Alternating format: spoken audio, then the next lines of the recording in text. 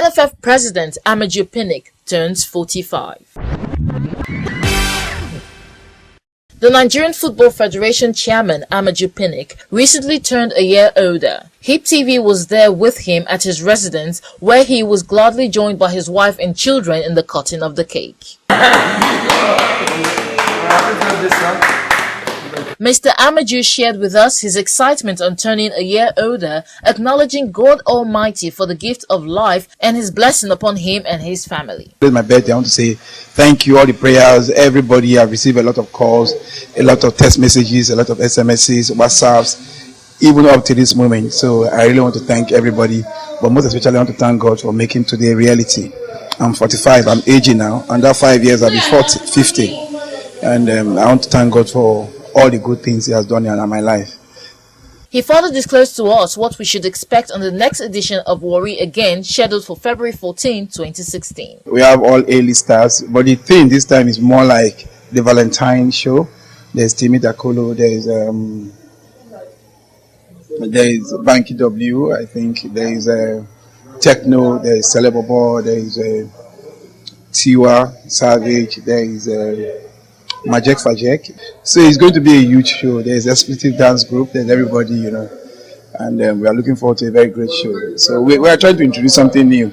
So I want people to come and look at it, take a look at the Worry Again, the February edition. Still on AMAJU Pinnick, Sunday Olise is one of the best things that has happened to Nigerian football. AMAJU Pinnick.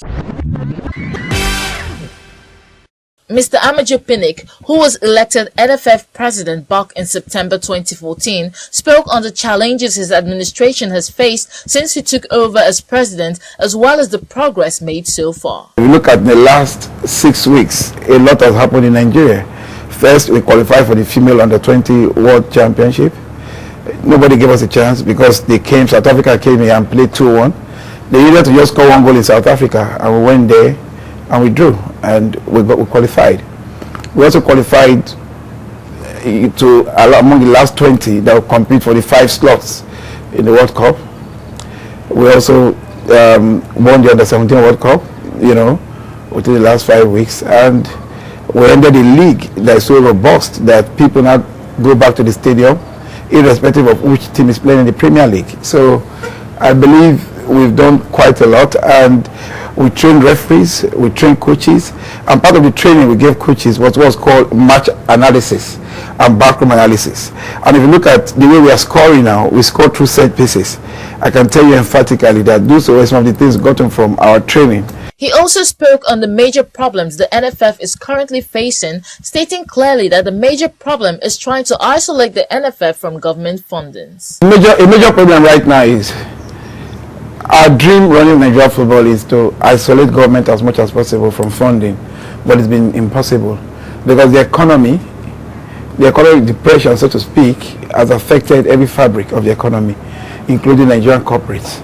Nigerian corporates, you need to do extra work for you to get attracted to Nigerian corporate. Even though we got very tall companies in quotes like Pricewaterhouse, Bain & Co, and Financial Derivatives. These are companies with impeccable track record.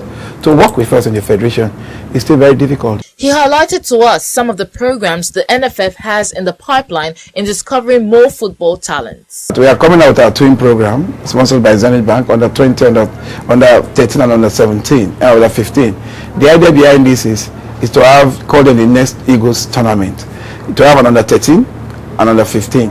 It starts from each local government straight to the state government, geopolitical zones, and they will now have their various teams, converge in Lagos, put them together. At the end of the day, you have the under 15 team and the under 13 team, take them to England, keep them together, nurture them together, put like 3-4 international matches within a year as a way of keeping them, looking at them.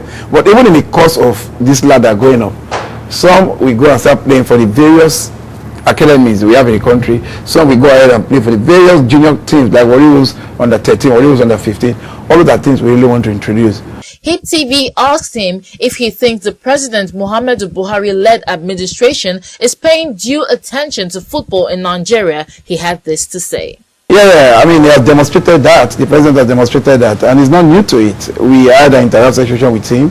when he came, and you need to sit with him. You know his knowledge of football. 30 years ago, he won the under-17, the first ever international football medal in terms of the cadet or FIFA tournament. He won it. 30 years later, he has won it again. So that's why I said they should create a space for him in the Guinness Book of Records. Mr. AMAJU Pinnick also debunked rumors that the NFF is planning to part ways with the Super Eagles head coach. It's one of the best things that's happened to Nigerian football, and we are very happy about it. We don't have any regrets about it. He has demonstrated true professionalism in the course of his work. Amunike, you can't beat him. He's so cool, calm, and calculated, and knows exactly what he's doing. CRC, all these are ex-internationals, and they all played at a point, you know. So we are very proud of our products.